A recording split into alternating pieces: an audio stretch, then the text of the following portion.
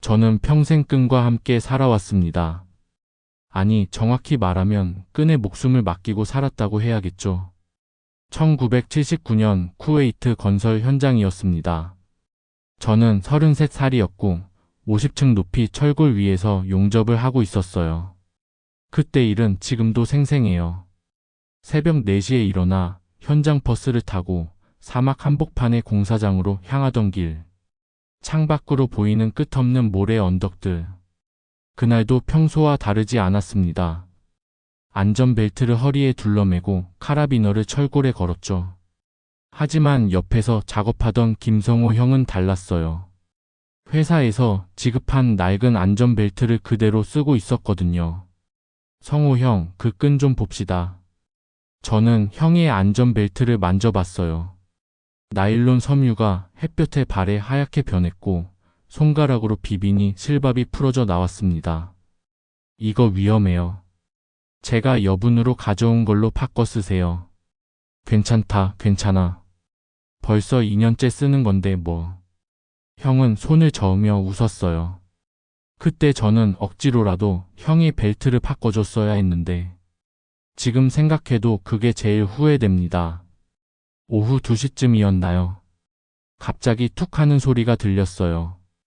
별거 아닌 소리였는데 왜인지 등골이 서늘했습니다. 고개를 돌리니 성호 형이 보이지 않았어요. 형. 저는 철골 끝으로 기어가 아래를 내려다봤습니다. 50m 아래 콘크리트 바닥에 형이 쓰러져 있었어요. 안전벨트는 형 허리에 그대로 매여 있었는데 카라비너와 연결되는 부분이 끊어져 있었습니다. 그날 오후에 형은 병원으로 실려갔고 이틀 후에 숨졌어요. 부인과 초등학생 아들 둘을 남겨두고 말이죠. 그때부터였습니다. 저는 제 안전벨트를 직접 점검하기 시작했어요. 매일 아침마다 끈의 마모 상태를 확인하고 카라비너 스프링을 시험해 봤습니다. 심지어 월급을 받으면 새 안전벨트를 사서 3개월마다 교체했죠. 다른 현장 인부들은 저를 신경질적이라고 했어요. 평수야, 너 너무 예민하다. 그런 식으로 살면 피곤하지 않냐? 하지만 저는 알고 있었습니다. 끈은 제대로 관리하지 않으면 언제든 끊어질 수 있다는 걸. 그리고 끈이 끊어지는 순간 모든 게 끝난다는 걸 말이에요. 7년간의 중동 생활을 마치고 한국에 돌아온 뒤에도 마찬가지였습니다. 철물점을 운영하면서도 저는 항상 끈을 살펴봤어요. 손님들이 밧줄이나 체인을 사러 오면 용도를 물어보고 적절한 굵기와 재질을 권해드렸습니다. 이 끈으로 뭘 하실 건가요? 빨래줄 치려고요. 그럼 이것보다 한 단계 굵은 걸로 하세요. 빨래가 무거우니까 여유를 둬야죠. 사람들은 제가 장사 욕심이 많다고 생각했을 거예요. 하지만 저는 정말로 끈이 끊어져서 누군가 다칠까 봐 걱정했던 겁니다. 2025년 지금도 마찬가지예요. 79살이 된 지금도 저는 끈을 보면 자동으로 손이 갑니다. 동네 놀이터 그네줄이 낡았으면 새 걸로 바꿔주고 경로당 현관문 경첩이 삐걱거리면 기름을 쳐드리죠. 어제도 그랬어요. 아파트 계단 난간이 흔들리길래 렌치를 가져와서 볼트를 조였습니다. 옆집 할머니가 고맙다고 인사하시더군요. 평수 씨 덕분에 우리가 살아요. 그런 말을 들을 때면 뿌듯합니다. 제가 묶은 끈, 제가 조인 볼트가 누군가를 지켜준다는 생각의 말이에요. 하지만 요즘 들어 자꾸 이런 생각이 듭니다. 끈이 사람을 살리기도 하지만 때로는 조이기도 한다는 걸 말이에요. 특히 피로 맺어진 끈이라면 더욱 그렇습니다. 성우 형의 안전벨트가 끊어졌을 때처럼 제대로 관리하지 않은 끈은 결국 사람을 떨어뜨려요. 그리고 그 끈을 너무 믿고 의존하면 끈이 목을 조를 수도 있다는 걸 저는 알고 있습니다. 피줄도 마찬가지 아닐까요? 부모와 자식을 이어주는 끈이지만 잘못 묶이면 서로를 올가맬 수 있으니까요. 저는 오늘도 제 안전벨트를 점검했습니다. 비록 더 이상 높은 곳에서 일하지는 않지만 여전히 확인하는 습관을 버리지 못하겠어요. 끈은 잘못 묶으면 결국 목을 조른다는 걸 너무 잘 알거든요. 그런 저에게 며칠 전 사위 도윤이가 이런 말을 했습니다. 아버님, 이번에 좋은 기회가 생겼어요. 스페인 여행 어떠세요? 그때 저는 왜인지 성우 형의 낡은 안전벨트가 떠올랐어요. 하얗게 바랜 나일론 섬유와 풀어진 실밥들이 말이죠. 사위 도윤이가 처음 스페인 여행 이야기를 꺼낸 건 지난달이었습니다. 일요일 오후 딸 지연이와 함께 찾아왔을 때였죠. 아버님, 요즘 어떻게 지내세요? 도윤이는 언제나처럼 정중했어요. 현관에서 신발을 가지런히 놓고 과일까지 들고 왔습니다. 하지만 뭔가 어색했어요. 평소보다 말이 많았거든요. 아버님께서 평생 고생만 하셨잖아요. 중동에서 7년간 철물점 운영하면서 지연이 대학까지 보내시고 저는 거실 소파에 앉아 도윤이의 말을 들었습니다. 옆에 있던 지연이는 핸드폰만 들여다보고 있었어요. 화면에 뭔가 숫자들이 빼곡히 적혀 있었는데 제가 보려고 하니 재빨리 화면을 가렸습니다. 그래서 말인데 이번에 좋은 기회가 생겼어요. 도윤이가 가방에서 여행 책자를 꺼냈습니다. 스페인 바르셀로나 사진이 표지에 크게 나와 있었어요. 푸른 지중해와 하얀 건물들이 참 예뻤습니다. 스페인이요? 네, 바르셀로나부터 시작해서 포르투갈까지요. 아버님 평생 소원이 유럽 여행이셨잖아요. 맞는 말이었어요. 젊었을 때부터 유럽에 가보고 싶다는 생각은 있었습니다. 하지만 현실적으로 불가능했죠. 지연이 키우고 가게 운영하고 아내 병원비까지 생각하면 여행은 사치였거든요. 그런데 갑자기 왜? 회사에서 포상 휴가가 나왔어요. 10일 정도 시간이 생겼거든요. 도윤이는 웃으며 설명했습니다. 하지만 저는 뭔가 이상했어요. 도윤이가 다니는 회사는 중소기업인데 10일씩 포상 휴가를 주는 곳은 아니거든요. 지연이한테 들은 적이 있어요. 비용은 어떻게 하려고? 아, 그건 걱정 마세요. 제가 다 준비했어요. 도윤이가 계산기를 꺼내 보여줬습니다. 항공료, 숙박비, 식비까지 꼼꼼히 적혀 있었어요. 총 금액을 보니 500만 원 정도 되더군요. 이렇게 많은 돈을. 아버님, 돈 걱정은 하지 마세요. 제가 적금을 좀 깼거든요. 그때 지연이가 처음으로 입을 열었습니다. 아빠, 우리가 이렇게 챙기는데 뭘 그렇게 걱정해요? 목소리에 짜증이 섞여 있었어요. 핸드폰으로 계속 뭔가를 확인하면서 말하더군요. 지연아, 너 요즘 뭔가 바쁜 것 같다. 아니에요. 그냥 회사 일이 좀 많아서요. 지연이는 대충 대답하고는 다시 핸드폰을 봤습니다. 그런데 화면에서 상환, 이자라는 단어가 보이더라고요. 제가 자세히 보려고 하자 지연이는 재빨리 핸드폰을 뒤집었어요. 아버님, 여권은 있으시죠? 도윤이가 화제를 바꿨습니다. 응, 철물점 할 때 만든 게 있어. 그럼 여행 준비는 제가 다 도와드릴게요. 여권 확인하고 항공편 예약하고. 도윤이는 계속 말을 이어갔어요. 호텔 예약부터 현지 투어까지 모든 걸 자기가 알아서 하겠다고 했습니다. 그리고 아버님, 혹시 인터넷 뱅킹 비밀번호 알 수 있을까요? 왜? 여행 중에 급한 일이 생기면 대신 처리해드려야 하잖아요. 공과금 자동 이체도 설정해드리고요. 도윤이의 말은 그럴듯했어요. 실제로 저는 인터넷 뱅킹을 잘 모르거든요. 필요할 때마다 은행에 직접 가는 편이었죠. 그리고 이것도 드릴게요.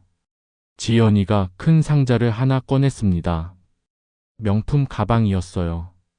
값이 상당해 보이더군요. 이건 뭐야? 아빠 선물이에요. 여행 갈 때 쓰시라고요. 이런 비싼 걸. 비싸지 않아요. 할인해서 산 거예요. 지연이는 웃으며 말했지만 뭔가 어색했어요.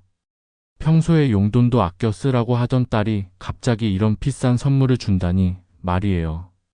그날 밤 저는 혼자 생각해 봤습니다. 딸과 사위가 이렇게 신경 써주는 게 고마웠지만 한편으로는 불안했어요. 뭔가 급하게 진행되는 느낌이었거든요. 다음 날 도윤이가 또 찾아왔어요. 이번에는 혼자였습니다. 아버님, 여권 좀 보여주세요. 유효기간 확인해야 해서요. 저는 여권을 건네주며 물었어요. 도윤아, 정말 괜찮은 거지? 갑자기 이런 여행을. 물론이에요. 아버님 평생 고생하신 거 생각하면 이 정도는 당연하죠. 도윤이는 여권을 꼼꼼히 확인하더니 사진을 찍었어요. 예약할 때 필요해서요. 그리고 며칠 뒤 모든 준비가 끝났다고 연락이 왔습니다. 항공편, 호텔, 현지 가이드까지 다 예약했다는 거예요. 아, 그리고 아버님. 로밍 서비스는 비싸니까 현지에서는 핸드폰 꺼두세요. 저희가 같이 있으니까 필요 없어요. 도윤이의 말에 저는 고개를 끄덕였습니다. 하지만 마음 한구석이 계속 불편했어요. 마치 누군가 제 뒤에서 끈을 서서히 조이고 있는 것 같은 기분이랄까요. 출발 전날 밤, 저는 오랜만에 아내 사진을 꺼내봤습니다. 여보, 우리 딸이 효도 여행을 보내준다는데 괜찮을까? 아내는 사진 속에서 여전히 웃고 있었어요. 하지만 대답은 해주지 않았습니다. 저는 그날 밤 잠을 잘 이루지 못했어요. 계속 성우 형의 안전벨트가 떠올랐거든요. 하얗게 발에서 실밥이 풀어진 그 끈 말이에요. 바르셀로나 엘프라트 공항에 도착한 건 현지 시간 오후 3시였습니다. 14시간짜리 긴 비행이었지만 유럽 땅을 처음 밟는다는 설렘에 피로는 잊었어요. 와, 정말 넓다. 저는 공항 로비를 둘러보며 감탄했습니다. 천장이 높고 유리창으로 들어오는 햇살이 따뜻했어요. 여행객들이 분주히 지나다니고 여러 나라 언어가 뒤섞여 들렸습니다.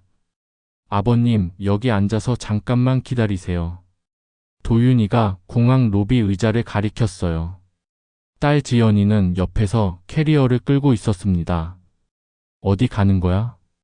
화장실 좀 다녀올게요. 그리고 렌터카 데스크에서 확인할 게 있어서요. 도윤이는 손목시계를 보더니 말했어요. 10분 정도면 될 것 같아요. 아버님은 여기서 짐 좀 봐주세요. 나도 같이 갈까? 아니에요. 복잡한 곳이라 오히려 불편하실 거예요. 지연이가 서둘러 말했습니다. 뭔가 급해 보였어요. 그럼 우리 갔다 올 테니까 여기서 기다리세요. 두 사람은 서둘러 사라졌습니다. 저는 로비 의자에 앉아 주변을 구경했어요.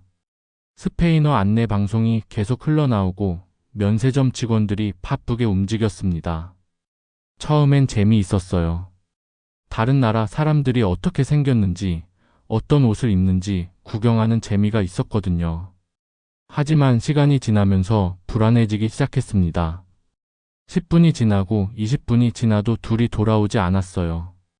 혹시 길을 잃었나 싶어서 주변을 둘러봤습니다. 화장실 표시를 따라가 봤지만 둘의 모습은 보이지 않았어요. 렌터카 데스크도 찾아가 봤는데 마찬가지였습니다. 1시간이 지났을 때 저는 본격적으로 걱정되기 시작했어요. 혹시 사고라도 났나 싶어서 핸드폰을 꺼냈는데 화면에 서비스 지역이 아닙니다 라는 메시지가 떴어요. 아, 맞다. 로밍을 끄라고 했었지. 저는 핸드폰 설정을 만져봤지만 복잡한 메뉴들 때문에 어떻게 해야 할지 모르겠더라고요. 평소에 지연이가 다 해줘서 이런 건 잘 몰랐거든요. 2시간째 되니까 정말 불안했습니다. 주변 사람들에게 물어보고 싶었지만 언어가 문제였어요. 영어도 오래 안 써서 기억이 가물가물했고요. 그때 한국인으로 보이는 젊은 여자가 지나가는 게 보였어요. 급히 다가가서 말을 걸어봤습니다. 실례합니다. 혹시 한국 분이세요? 네, 맞아요. 다행히 한국인이었어요. 관광객인 것 같았습니다. 제가 가족과 떨어졌는데 연락이 안 돼서요. 어떻게 해야 할까요? 아, 로밍이 안 되시나 봐요. 저기 인포메이션에서 와이파이 비밀번호 받으세요. 그분이 친절하게 알려줬어요. 저는 급히 인포메이션 데스크로 갔습니다. 익스큐즈 미. 와이파이 패스워드, 플리즈. 어떻게든 영어를 짜내서 말했어요. 직원이 종이에 비밀번호를 적어줬습니다. 하지만 핸드폰에 와이파이를 연결하는 것도 쉽지 않았어요. 젊은 한국인 관광객이 도와줘서 겨우 연결할 수 있었습니다. 급히 지연이에게 전화를 걸어봤어요. 하지만 계속 연결되지 않습니다. 라는 안내가 나올 뿐이었습니다. 도윤이 번호도 마찬가지였어요. 문자를 보내봤지만 답이 없었어요. 카카오톡도 마찬가지였습니다. 3시간째가 되니까 저는 정말 당황했습니다. 이상했어요. 아무리 볼 일이 오래 걸린다 해도 3시간은 너무 길었거든요. 주머니를 확인해 봤어요. 여권, 현금 40유로, 그리고 핸드폰. 그게 전부였습니다. 신용카드도 없었어요. 도윤이가 해외에서는 현금이 편하다며 미리 환전해준 돈이 전부였거든요. 그때부터 무서워지기 시작했어요. 정말 혹시 저를 두고 간 건 아닐까? 하지만 그럴 리 없다고 생각했습니다. 아무리 그래도 친딸이 아버지를 외국에 버리고 갈 수는 없잖아요. 4시간째, 5시간째. 시간은 계속 흘러갔습니다. 저는 공항 곳곳을 돌아다니며 두 사람을 찾아봤어요. 화장실, 카페, 면세점, 심지어 주차장까지 가봤습니다. 하지만 어디에도 없었어요. 해가 지기 시작했어요. 공항 창밖으로 보이는 하늘이 붉게 물들고 있었습니다. 저는 다시 그 자리, 처음에 앉았던 의자로 돌아왔어요. 혹시 제가 자리를 비운 사이에 왔다 갔을 수도 있으니까요. 하지만 아무도 없었습니다. 6시간째가 되었을 때 저는 드디어 현실을 받아들였습니다. 정말로 저를 두고 간 거였어요. 손이 떨렸습니다. 다리에 힘이 빠져서 의자에 주저앉았어요. 머리가 하얗게 되면서 아무 생각이 나지 않았습니다. 스피커에서 스페인어 안내 방송이 계속 흘러나왔어요. 무슨 말인지 하나도 알아들을 수 없었습니다. 주변 사람들의 웃음소리, 발걸음 소리, 캐리어 바퀴 굴러가는 소리. 모든 게 멀게 들렸어요. 저는 그제서야 깨달았습니다. 도윤이가 왜 그렇게 서둘러 여행을 추진했는지, 왜 로밍을 끄라고 했는지, 왜 모든 걸 대신 처리하겠다고 했는지를. 제 주머니에서 40유로를 꺼내봤어요. 한국 돈으로 5만 원 정도. 이 돈으로 어떻게 한국까지 갈 수 있을까요? 그때 문득 성호 형이 생각났습니다.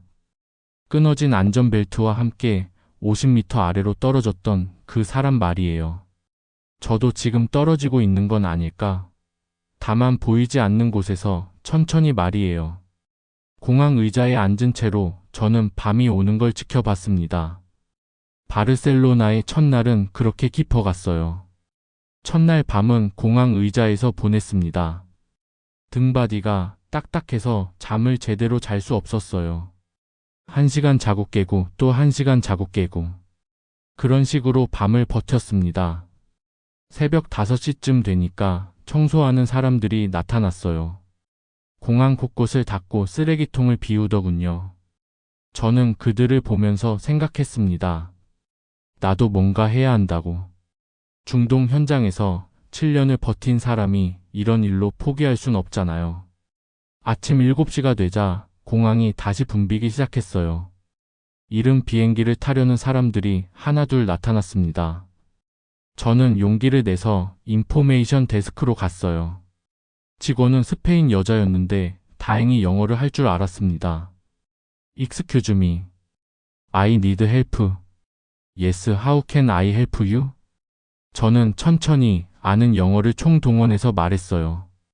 I am from Korea. My family. They left me. I am alone. 직원이 놀란 표정을 지었습니다. Your family left you? What do you mean? Yesterday, my daughter and son-in-law. They said go to toilet. But they never come back. 영어가 완벽하지 않았지만 상황은 전달된 것 같았어요. 직원이 매니저를 불렀습니다. 매니저는 중년 남자였는데 더 자세한 영어로 상황을 물어봤어요. 저는 최대한 설명했습니다. I am 79 years old. My daughter brought me here for trip. But they disappeared. I cannot contact them. 매니저가 고개를 끄덕이더니 뭔가 적어줬어요. 한국 영사관 전화번호였습니다. Call this number. They will help you. 저는 고맙다고 인사하고 공중전화를 찾아갔어요. 하지만 사용법을 몰라서 헤맸습니다. 그러다가 한국인으로 보이는 중년 남자를 발견했어요. 실례합니다. 혹시 한국 분이신가요? 네, 맞습니다. 도움을 좀 부탁드려도 될까요? 그 분은 바르셀로나에 사는 한국인이었어요. 사업차 왔다가 돌아가는 길이라고 했습니다. 제 상황을 설명하니까 놀라더군요. 어떻게 그런 일이? 그 분이 영사관에 전화를 걸어줬어요. 영사관 직원과 통화하면서 상황을 설명했습니다. 네, 알겠습니다. 제가 모시고 가겠습니다. 영사관까지 차로 데려다 줄 수 있다고 했어요. 정말 고마웠습니다. 감사합니다. 어떻게 보답을? 괜찮아요. 저도 해외에서 어려울 때 도움 받은 적이 있거든요. 차를 타고 바르셀로나 시내를 지나면서 저는 처음으로 이 도시를 제대로 봤어요. 높은 건물들 사이로 보이는 지중해, 좁은 골목길들, 오래된 성당. 아름다운 도시였습니다. 다른 상황이었다면 정말 좋았을 텐데요. 영사관에 도착했을 때는 오전 10시였어요. 영사관 직원분이 친절하게 맞아주셨습니다. 정말 고생 많으셨겠어요. 어떻게 이런 일이? 저는 처음부터 차근차근 설명했습니다. 어떻게 여행을 오게 됐는지, 공항에서 무슨 일이 있었는지 말이에요. 혹시 따님과 사위분 연락처 아세요? 네, 있어요. 영사관에서 한국으로 전화를 걸어봤어요. 하지만 지연이 번호는 계속 연결되지 않습니다가 나왔고 도윤이 번호는 아예 꺼져 있었습니다. 이상하네요. 혹시 다른 연락 방법은 없으세요? 저는 생각해봤어요. 지연이 직장. 하지만 정확한 회사 이름을 몰랐어요. 도윤이 회사도 마찬가지였고요. 친척분이나 가까운 분은 어떠세요? 그제서야 생각났어요. 지연이 친구 중에 연락처를 아는 사람이 있었거든요. 영사관에서 그 친구에게 연락을 취해봤어요. 하지만 그 친구도 지연이와 연락이 안 된다고 했습니다. 며칠 전부터 전화를 안 받더라고요. 점점 상황이 심각해지는 걸 느꼈어요. 일단 귀국 절차부터 밟아보죠. 항공료는 어떻게 하실 건가요? 제 주머니에는 40유로밖에 없었어요. 한국까지 가는 항공료로는 턱없이 부족했습니다. 한국에 있는 계좌에서 송금을 받으시거나. 하지만 인터넷 뱅킹 비밀번호는 도윤이가 가져갔어요. 은행에 직접 가야 송금을 받을 수 있는데 지금 여기서는 불가능했죠. 그럼 일단 오늘 밤은 어디서 주무실 건가요? 영사관 직원이 걱정스런 표정으로 물었어요. 호텔에 갈 돈도 없었습니다. 한인회에 연락해 보겠어요. 임시로 머물 곳을 찾아드릴게요. 다행히 한인회에서 도움을 주겠다고 했어요. 교회에서 임시 숙소를 제공할 수 있다고 했습니다. 그날 저녁, 저는 바르셀로나 한인교회 지하실에 마련된 작은 방에서 잤어요. 침대 하나와 책상 하나가 전부인 소박한 방이었지만 공항 의자보다는 훨씬 나았습니다. 한인교회 목사님이 저녁을 대접해 주셨어요. 김치찌개와 밥이었는데 정말 눈물이 날 정도로 고마웠어요. 어떻게 이런 일이 있을 수가 있나요? 목사님도 믿을 수 없다는 표정이었어요. 하지만 포기하시면 안 됩니다. 분명 방법이 있을 거예요. 그날 밤 저는 침대에 누워서 생각했어요. 중동 현장에서 위험한 상황을 많이 겪었지만 이런 절망감은 처음이었습니다. 하지만 포기할 순 없었어요. 성우 형처럼 그냥 떨어질 순 없잖아요. 저는 제 안전벨트를 스스로 묶을 줄 아는 사람이니까요. 이틀째 되는 날 영사관에서 연락이 왔어요. 한국의 은행과 연결해서 임시 송금을 받을 방법을 찾았다고 했습니다. 절차가 복잡하고 시간이 걸리지만 불가능하지는 않다고 했어요. 며칠 더 기다리셔야 할 것 같아요. 저는 고개를 끄덕였습니다. 기다릴 수 있어요. 기다리는 건 잘하거든요. 중동 현장에서 배웠습니다. 문제는 돈이 들어오고 나서였어요. 한국에 돌아가서 뭘 해야 할지 말이에요. 하지만 그것도 차차 생각해 보기로 했습니다. 일단은 살아서 돌아가는 게 먼저니까요. 그날 밤 저는 작은 수첩에 계획을 적어봤어요. 귀국 후 해야 할 일들을 말이죠. 첫 번째는 집 비밀번호 바꾸기. 두 번째는 은행 가서 계좌 정리하기. 세 번째는, 아직 셋째는 정하지 못했어요. 하지만 분명한 건 이제 제 끈은 제가 묶겠다는 거였습니다. 한국에 도착한 건 바르셀로나에서 일주일을 보낸 후였습니다. 영사관과 한인회의 도움으로 항공료를 마련할 수 있었고 임시 여행 증명서로 귀국할 수 있었어요. 인천공항에 내린 순간 저는 이상한 기분이었습니다. 일주일 전과 똑같은 공항인데 제가 완전히 다른 사람이 된 것 같았어요. 집으로 가는 택시 안에서 저는 계속 생각했습니다. 지연이와 도윤이가 혹시 집에서 기다리고 있을까? 무슨 사정이 있어서 어쩔 수 없이 그랬던 건 아닐까? 하지만 마음 한구석에서는 알고 있었어요. 그들이 저를 의도적으로 버렸다는 걸 말이에요. 아파트에 도착했을 때는 저녁 8시였어요. 현관 앞에 서서 비밀번호를 누르려다가 멈췄습니다. 혹시 비밀번호를 바꿨을 수도 있잖아요. 하지만 다행히 문이 열렸어요. 집 안은 제가 떠날 때와 똑같았습니다. 신발도 그대로 놓여 있고 거실 테이블 위에 물컵도 그 자리에 있었어요. 하지만 뭔가 달랐어요. 공기가 다르다고 해야 할까요? 누군가 이 집에 들어왔다 간 흔적이 있었습니다. 저는 먼저 현관 비밀번호를 바꿨어요. 제 생년월일로 말이에요. 그리고 방 안을 천천히 살펴봤습니다. 서랍들이 미묘하게 열려 있었어요. 제가 떠날 때는 분명히 다 닫아놨는데 말이죠. 특히 중요한 서류를 넣어둔 서랍이 조금 열려 있었습니다. 서랍을 열어보니 통장들이 없어졌어요. 인감도 없어졌고요. 이것들이 순간 화가 치밀었습니다. 하지만 곧 진정했어요. 화내는 것보다 중요한 일이 있었거든요. 다음날 아침 일찍 은행에 갔습니다. 통장 분실 신고하려고 합니다. 신분증 가져오셨나요? 다행히 여권은 제가 가지고 있었어요. 은행에서 계좌 내역을 확인해 봤는데 놀라운 일이 벌어져 있었습니다. 제 계좌에서 500만 원이 인출되어 있었어요. 바르셀로나 여행 떠나기 이틀 전이었습니다. 언제 인출하셨나요? 저는 인출한 적 없습니다. 그날 저는 집에 있었어요. 은행 직원이 당황했어요. CCTV를 확인해 보니 도윤이가 제 통장으로 돈을 뽑았더라고요. 제 인감을 가지고 말이에요. 이건 명백한 절도입니다.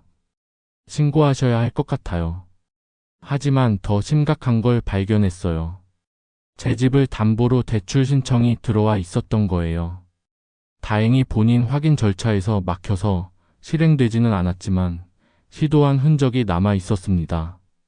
언제부터 이런 시도가 있었나요? 한 달 전부터 여러 번 있었어요. 대출 상담도 받으시고 서류도 가져오셨는데 매번 본인 확인에서 막혔죠. 본인 확인이라니. 제가 직접 와야 한다는 뜻이었어요. 그래서 바르셀로나 여행을 급하게 추진한 거였구나. 등기소에도 가봤습니다. 제 집 등기부 등본을 떼어보니 근저당 설정 시도가 여러 번 있었더라고요. 모두 접수는 됐지만 서류 미비로 반려된 상태였습니다. 소유자 본인이 직접 와야 하는 건인데 대리인만 계속 오셨더라고요. 담당 공무원이 설명해 줬어요.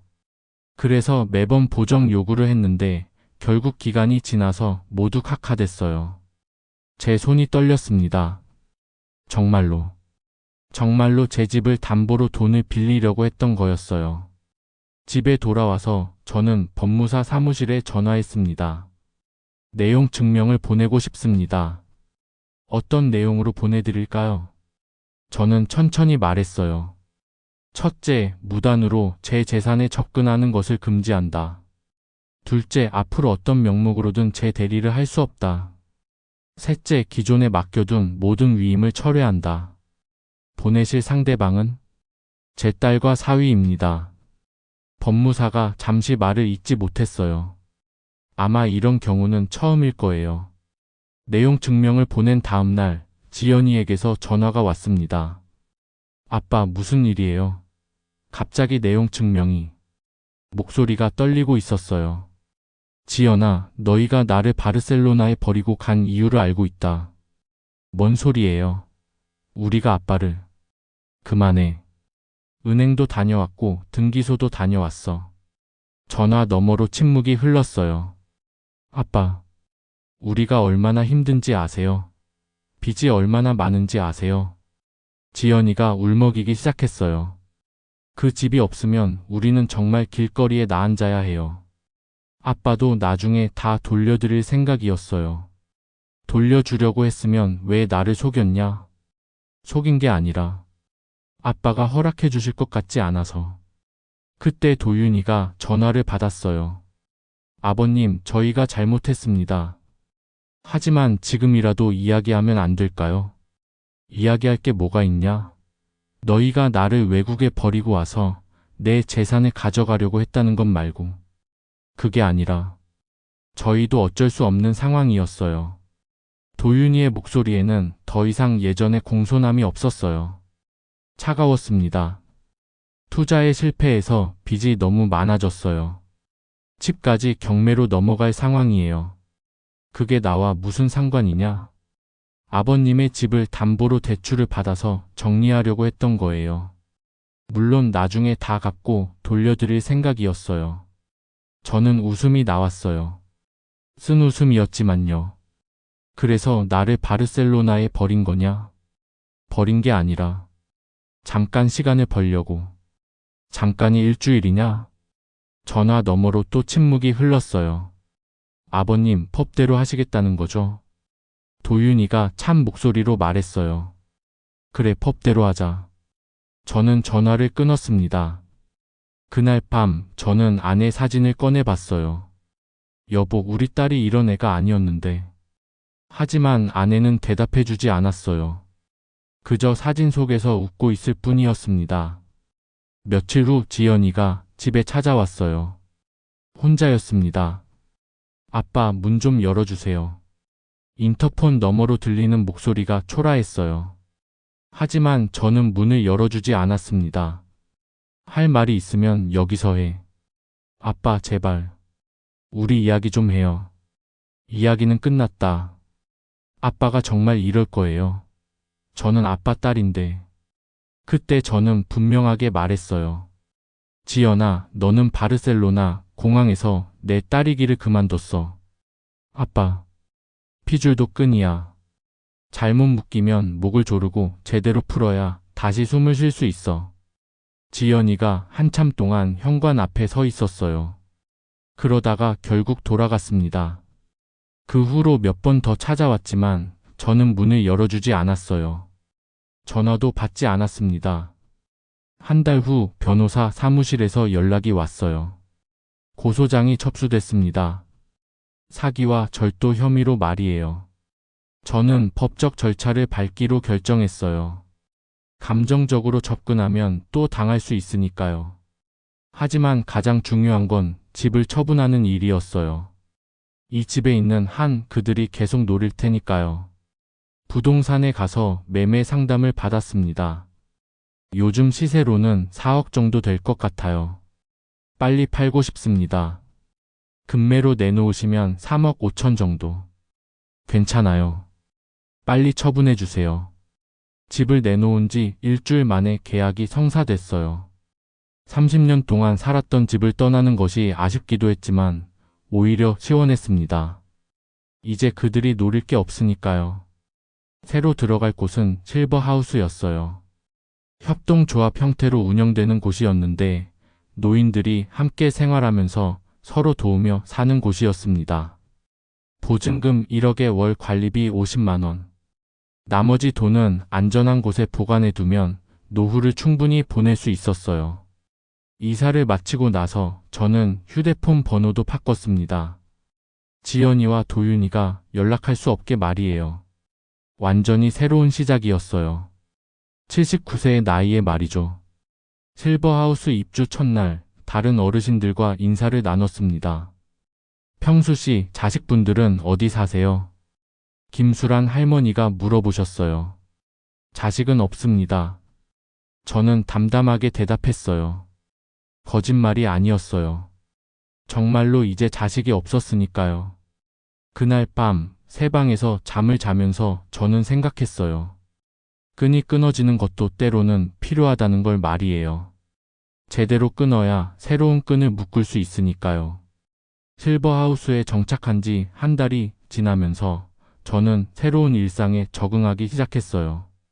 아침 6시에 일어나서 실버하우스 앞마당을 산책하고 7시에 공동식당에서 아침을 먹었습니다. 다른 어르신들과도 친해졌어요. 특히 김수란 할머니는 실버하우스 운영위원을 맡고 있어서 여러 도움을 주셨습니다. 평수 씨, 손재주가 좋으시네요. 할머니가 제가 고친 의자를 보며 말씀하셨어요. 공동 거실의 의자 다리가 흔들렸는데 제가 고쳐드린 거였습니다. 젊었을 때 기술자 일을 해서요. 그럼 우리 공방에 나와 보세요. 어르신들이 좋아하실 거예요. 실버하우스에는 작은 공방이 있었어요. 목공예, 도예 같은 취미 활동을 할 수 있는 곳이었습니다. 처음에는 별 관심이 없었는데 할머니 권유에 한번 가봤어요. 평수 씨가 오셨네요. 어서 오세요. 공방에 계신 어르신들이 반갑게 맞아주셨습니다. 다들 뭔가를 만들고 계시더라고요. 나무로 새를 깎는 분, 찰흙으로 그릇을 빚는 분. 평수 씨는 뭘 만들어 보시고 싶어요? 저는 잠시 생각해 봤어요. 그러다가 문득 바르셀로나에서 가져온 것이 떠올랐습니다. 잠깐만요. 저는 방으로 돌아가서 여행 가방을 뒤져봤어요. 거기에 제가 평생 써온 안전벨트 조각이 있었거든요. 중동에서 쓰던 건 아니고 철물점 할 때 샘플로 받았던 것들이었어요. 공방으로 가져와서 책상에 놓았습니다. 이게 뭐예요? 안전벨트예요. 이걸로 뭔가 만들어 보고 싶어서요. 어르신들이 신기하게 쳐다보셨어요. 안전벨트로 뭘 만들 수 있나요? 저는 손으로 만져보며 생각했어요. 튼튼한 나일론 소재라서 쉽게 끊어지지 않거든요. 적절히 자르고 엮으면 키링을 만들어 볼까 해요. 처음에는 서툴렀어요. 가위로 자르고 바늘로 구멍을 뚫고 실로 엮는 작업이 생각보다 어려웠습니다. 하지만 며칠 계속하다 보니 요령이 생겼어요. 안전벨트를 적당한 길이로 자르고 끝부분을 깔끔하게 마무리해서 키링을 만드는 거였어요. 단순하지만 실용적이었습니다. 오, 멋지네요. 김수란 할머니가 감탄하셨어요. 하나 만들어주세요. 저도 쓰고 싶어요. 네, 물론이죠. 그렇게 시작해서 저는 실버하우스 어르신들을 위해 키링을 만들어드리기 시작했어요. 각자 취향에 맞게 색깔도 다르게 하고 크기도 조절했습니다. 어르신들이 정말 좋아하셨어요. 이거 튼튼하네요. 열쇠가 무거워도 끊어지지 않을 것 같아요. 그럼요. 원래 사람 목숨을 지키던 끈이니까요. 그런 말을 할 때마다 저는 묘한 기분이었어요. 제 목숨을 지켜주던 끈이 이제 다른 사람들의 작은 도움이 되고 있다는 게 말이에요. 한편으로는 법적 절차도 진행되고 있었어요. 변호사를 통해 도윤이와 지연이를 사기와 절도 혐의로 고발했거든요. 증거가 확실해서 승소 가능성이 높습니다. 변호사가 말했어요. 통장 도용, 인감 도용, 부동산 담보 설정 시도. 모두 명백한 증거가 있어요. 처벌이 어느 정도 될까요? 실형은 어렵겠지만 벌금형은 확실할 것 같아요. 그리고 손해배상도 받을 수 있어요. 하지만 저는 돈이 문제가 아니었어요. 중요한 건 선을 긋는 일이었죠. 몇 주 후 변호사로부터 흥미로운 소식을 들었어요. 상대방에서 합의를 제안했습니다. 합의요? 네, 지연 씨와 도윤 씨가 정식으로 사과하고 훔친 돈을 돌려주고 앞으로 연락하지 않겠다는 조건으로요. 저는 잠시 생각해 봤어요. 돈은 받지 않겠어요. 대신 한 가지 조건을 붙이고 싶습니다. 어떤 조건인가요? 제가 죽어도 장례식에 오지 말라고 하세요. 변호사가 놀란 표정을 지었어요. 그런 조건도 있나요? 제가 원하는 거니까 가능하겠죠. 합의서가 작성됐어요. 지연이와 도윤이는 훔친 500만 원을 돌려주고 앞으로 어떤 명목으로든 저에게 연락하지 않기로 했습니다. 그리고 제가 사망했을 때 장례 절차에 일절 개입하지 않기로 했어요. 합의서에 서명을 받으러 간 날, 저는 지연이를 오랜만에 봤어요. 많이 야윈 것 같았습니다. 아빠. 지연이가 저를 보고 입을 열었지만 저는 대답하지 않았어요. 변호사 사무실에서 서류에 서명만 하고 나왔습니다. 그것이 제 딸을 본 마지막이었어요. 집에 돌아와서 저는 공방에서 새로운 작업을 시작했어요. 이번에는 키링이 아니라 스트랩을 만드는 거였습니다. 핸드폰이나 가방에 달 수 있는 긴 끈 말이에요. 평수 씨, 이번엔 뭘 만드세요? 김수란 할머니가 물어보셨어요. 스트랩이요. 조금 더 긴 끈으로요. 무슨 의미가 있나요? 저는 손을 멈추고 할머니를 봤어요. 제가 묶은 끈은 이제 나를 살리는 끈이어야 한다고 생각해서요. 무슨 뜻이에요? 예전에는 다른 사람을 위해 끈을 묶었어요. 가족을 위해서, 남을 위해서. 하지만 그 끈들이 결국 제 목을 조였거든요. 할머니가 고개를 끄덕이셨어요. 그래서 이제는 제가 원하는 끈만 묶으려고 해요. 제가 묶고 싶을 때 제가 묶고 싶은 사람과만요. 좋은 생각이에요. 할머니가 웃으셨어요. 우리도 그런 나이잖아요. 이제 우리가 원하는 대로 살아야 할 때 말이에요. 그날 저녁, 저는 실버하우스 옥상에 올라가서 바깥 풍경을 봤어요. 멀리 한강이 보이고 아파트 불빛들이 반짝였습니다. 30년 동안 살았던 집도 저 어디쯤에 있겠죠. 지금은 다른 사람이 살고 있을 거예요. 하지만 아쉽지 않았어요. 오히려 후련했습니다. 제 손목에는 새로 만든 스트랩이 달려 있었어요. 안전벨트로 만든 제가 직접 묶은 끈이었습니다. 이 끈은 저를 조이지 않을 거예요. 제가 원할 때까지만 묶어둘 테니까요. 실버하우스에 정착한 지 6개월이 지났어요. 계절이 바뀌면서 주변 풍경도 달라졌습니다. 봄에는 벚꽃이 피었고 여름에는 무성한 나무 그늘이 시원함을 줬어요. 이제 가을이 왔고 단풍이 물들기 시작했습니다. 공방에서의 작업도 이제 제법 익숙해졌어요.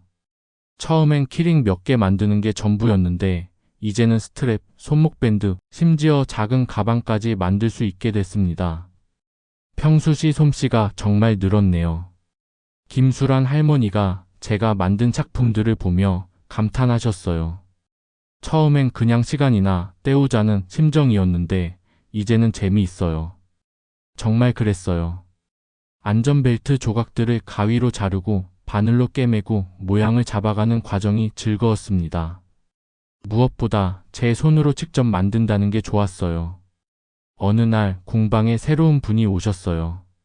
박영수 할아버지였는데 최근에 실버하우스에 입주하신 분이었습니다. 안녕하세요. 어서 오세요. 뭔가 만들어 보시고 싶은 게 있으세요? 박 할아버지는 제가 작업하는 모습을 한참 지켜보시더니 물어보셨어요. 그게 안전벨트인가요? 네, 맞아요. 어디서 구하신 거예요? 제가 예전에 모아둔 거예요. 철물점 할 때 샘플로 받았던 것들이고 중동 현장에서 쓰던 것들도 있어요. 박 할아버지 표정이 달라졌어요. 혹시 건설 현장 일 하셨나요? 네, 젊었을 때 중동에서 용접 일을 했어요. 아, 그러시구나. 저도 현장 일을 했거든요. 박 할아버지도 건설 현장에서 일하신 분이었어요. 저보다 조금 젊으신 분이었지만 비슷한 경험을 하셨더라고요. 안전벨트. 정말 오랜만에 보네요. 박 할아버지가 제가 작업하던 벨트 조각을 만지시더군요. 이거 보니까 옛날 생각이 나요. 저도 현장에서 안전벨트 차고 일했거든요. 사고 같은 거 당해보신 적 있으세요? 다행히 저는 없었어요. 하지만 동료가 떨어진 적은 있어요. 우리는 그날 현장 이야기를 많이 나눴어요. 높은 곳에서 일하는 무서움, 안전벨트의 중요성, 동료들과의 추억 같은 것들 말이에요. 평수 씨, 저도 하나 만들어 볼 수 있을까요? 물론이죠. 그날부터 박 할아버지도 공방에 나오기 시작하셨어요. 처음에는 서툴렀지만 현장 경험이 있으셔서 금방 익히셨습니다. 이거 만들면서 옛날 생각을 많이 하게 되네요. 어떤 생각이요? 그때는 안전벨트가 그냥 귀찮은 거였어요. 무겁고 움직이기 불편하고. 하지만 지금 생각해보니 그게 우리를 지켜준 거였죠. 박 할아버지 말이 맞았어요. 젊었을 때는 안전장비가 번거롭게만 느껴졌거든요. 하지만 나이가 들고 나니 그런 것들의 소중함을 알겠더라고요. 몇 주 후 실버하우스에서 작은 행사가 있었어요. 가을 축제였는데 각자 만든 작품을 전시하는 시간도 있었습니다. 저는 그동안 만든 키링과 스트랩들을 전시했어요. 안전벨트로 만든 것들이라고 설명하니까 다들 신기해 하셨습니다. 이런 걸로도 이렇게 예쁜 걸 만들 수 있네요. 튼튼해 보여요. 색깔도 예쁘고요. 어르신들의 반응이 좋았어요. 그래서 저는 한 가지 제안을 했습니다. 원하시는 분들께는 하나씩 나눠 드릴게요. 정말요? 네, 제가 만드는 걸 좋아하시는 분들이 써주시면 더 기뻐요. 그날 저는 제가 만든 작품들을 어르신들께 나눠드렸어요. 각자 취향에 맞는 걸로 골라가시더라고요. 김수란 할머니는 핸드폰 스트랩을, 박영수 할아버지는 열쇠고리를 가져가셨어요. 평수 씨 덕분에 좋은 선물 받았네요. 저도 기뻐요. 제가 만든 걸 써주시니까요. 그날 밤 저는 방에서 혼자 생각해 봤어요. 예전에 제가 묶었던 끈들은 저를 조였지만 이제 제가 만드는 끈들은 다른 사람들에게 도움이 되고 있었어요. 같은 끈이지만 의미가 완전히 달랐습니다. 며칠 후 박 할아버지가 공방에서 저에게 말씀하셨어요. 평수 씨 고마워요. 뭐가요? 안전벨트로 뭔가 만드는 걸 가르쳐 주셔서요. 덕분에 옛날 일들을 좋은 기억으로 정리할 수 있게 됐어요. 박 할아버지도 저처럼 현장에서 힘든 일을 많이 겪으셨던 분이었어요. 동료의 사고도 보셨고 본인도 위험한 순간들을 겪으셨다고 했습니다. 그런데 이렇게 안전벨트로 뭔가 예쁜 걸 만들다 보니까 그때의 무서웠던 기억들이 조금씩 좋은 기억으로 바뀌는 것 같아요. 저도 그래요. 정말 그랬어요. 성우 형이 떨어졌던 일, 바르셀로나 공항에서 버림받았던 일. 그런 아픈 기억들이 이 작업을 하면서 조금씩 치유되고 있었습니다.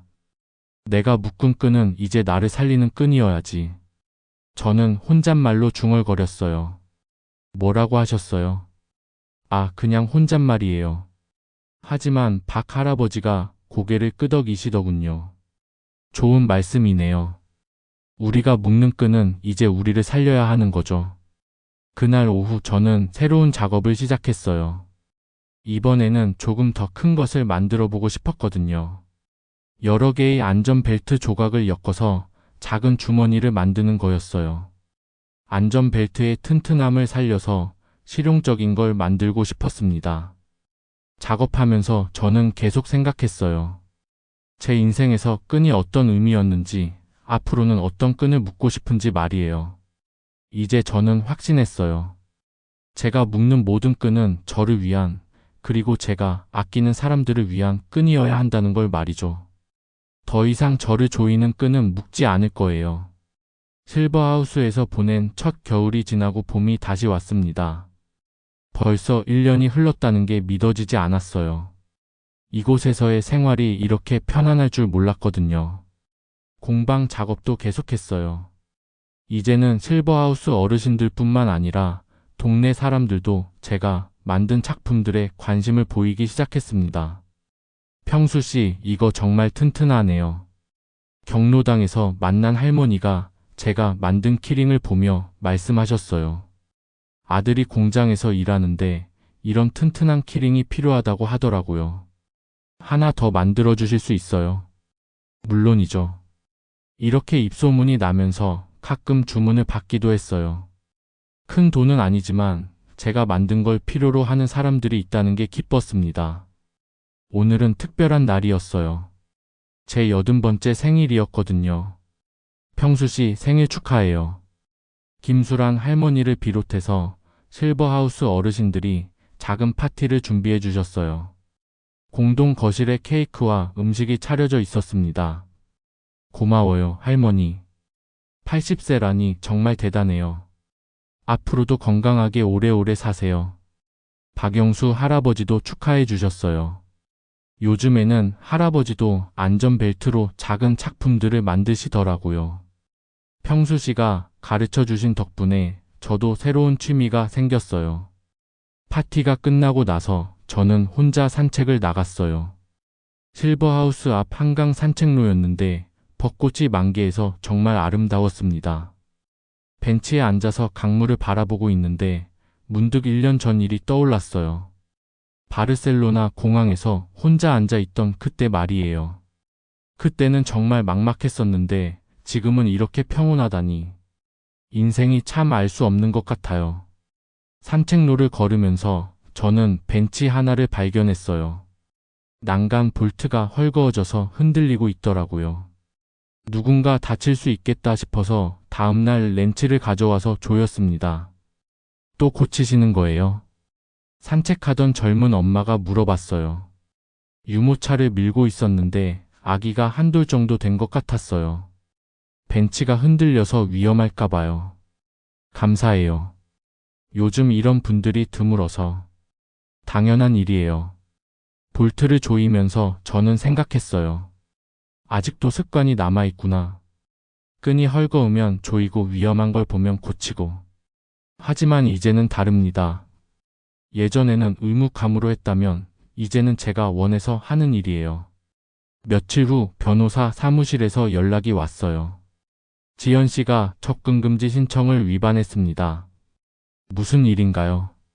실버하우스 앞에서 계속 서성이고 있다는 신고가 들어왔어요. 저는 놀랐어요. 지연이가 여기까지 찾아온 거였나요? 어떻게 여기를 알았을까요? 아마 사람을 시켜서 뒤쫓은 것 같아요. 경비 아저씨가 며칠 전부터 수상한 사람이 왔다 갔다 했다고 하더라고요. 그날 저녁 저는 실버하우스 입구 쪽을 유심히 봤어요. 정말로 누군가 서 있었습니다. 거리가 멀어서 얼굴은 잘 안 보였지만 지연이 같았어요. 김수란 할머니가 옆에 와서 말씀하셨어요. 평수 씨, 그 사람이 누구예요? 예전에 알던 사람이에요. 뭔가 분위기가 이상한데요. 경비실에 신고할까요? 아니에요. 제가 처리할게요. 저는 밖으로 나갔어요. 정말로 지연이었습니다. 1년 만에 보는 딸의 모습은 많이 달라져 있었어요. 살도 많이 빠지고 옷차림도 초라했습니다.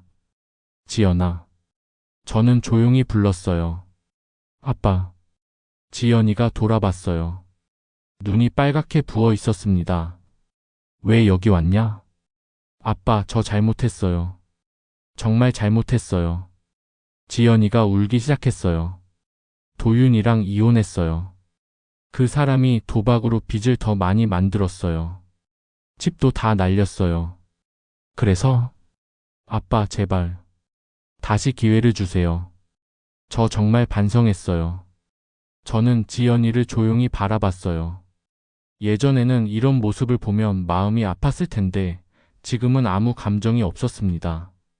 지연아, 너는 바르셀로나 공항에서 내 딸이기를 그만뒀다고 했잖아. 아빠, 그 말 기억하냐? 피줄도 끈이라고 잘못 묶이면 목을 조른다고. 지연이가 고개를 떨구었어요. 너와 내 사이의 끈은 그때 끊어진 거야. 이제 다시 묶을 생각은 없다. 아빠, 제발. 돌아가라.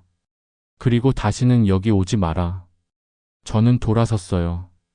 뒤에서 지연이가 뭔가 말했지만 듣지 않았습니다. 실버하우스로 들어가면서 저는 이상하게 마음이 편했어요. 마지막 매듭을 정리한 기분이었달까요. 그날 밤 저는 공방에서 새로운 작업을 시작했어요. 이번에는 제 자신을 위한 작품이었습니다. 안전벨트 조각들을 엮어서 작은 목걸이를 만드는 거예요. 펜던트 같은 건 아니고 그냥 심플한 끈 목걸이였습니다. 제가 묶은 끈은 이제 저를 지키는 끈입니다. 저는 혼자 중얼거렸어요. 며칠 후 그 목걸이가 완성됐어요. 검은색 안전벨트 소재로 만든 단순한 끈이었지만 제게는 특별한 의미가 있었습니다. 목에 걸어보니 딱 맞았어요. 무겁지도 않고 거슬리지도 않았습니다. 박영수 할아버지가 공방에 와서 보시더니 말씀하셨어요. 평수 씨, 그거 멋있네요. 고마워요. 무슨 의미가 있는 거예요? 저는 잠시 생각해 봤어요. 제가 스스로 묶은 끈이라는 의미예요. 아, 그런 뜻이군요. 할아버지가 고개를 끄덕이셨어요. 저도 하나 만들어 볼까요? 좋은 생각이에요. 그날 오후 저는 한강 산책로를 다시 걸었어요. 벚꽃이 지고 있었지만 여전히 아름다웠습니다. 벤치에 앉아서 강물을 보면서 저는 지난 1년을 돌이켜 봤어요. 바르셀로나에서 버림받았던 그날부터 지금까지 말이에요. 정말 많은 일이 있었어요. 절망도 있었고 분노도 있었고 슬픔도 있었습니다. 하지만 이제는 평온했어요. 제가 원하는 사람들과 함께 있고 제가 원하는 일을 하고 있었어요. 더 이상 누구에게 휘둘리지 않았습니다. 목에 걸린 끈을 만지면서 저는 생각했어요. 피줄도 끈이다. 잘못 묶이면 목을 조이고 제대로 풀면 다시 숨을 쉰다. 나는 오늘도 내 끈을 내가 묶는다. 해가 지기 시작했어요. 한강 위로 붉은 노을이 비쳤습니다. 저는 벤치에서 일어나서 집으로 돌아갔어요. 실버하우스의 따뜻한 불빛이 저를 맞아주었습니다. 공방에서는 어르신들이 각자의 작업을 하고 계셨어요. 김수란 할머니는 도자기를 빚고 계시고 박영수 할아버지는 저처럼 안전벨트로 뭔가를 만들고 계셨습니다. 평수 씨, 어서 오세요. 할머니가 반갑게 인사해 주셨어요. 네, 할머니. 저는 제자리에 앉아서 새로운 작업을 시작했어요. 이번에는 무엇을 만들까 생각하면서 말이에요. 중요한 건 제가 원해서 만드는 거라는 겁니다. 제가 원하는 사람에게 줄 것을 만드는 거예요. 더 이상 억지로 묶인 끈은 없습니다. 모든 끈은 제가 직접 묶고 제가 원할 때 풀 수 있어요. 그것이 제가 80세에 배운 가장 중요한 교훈이었습니다. 끝맺음은 언제나 끊음으로 해야 한다는 건 말이에요.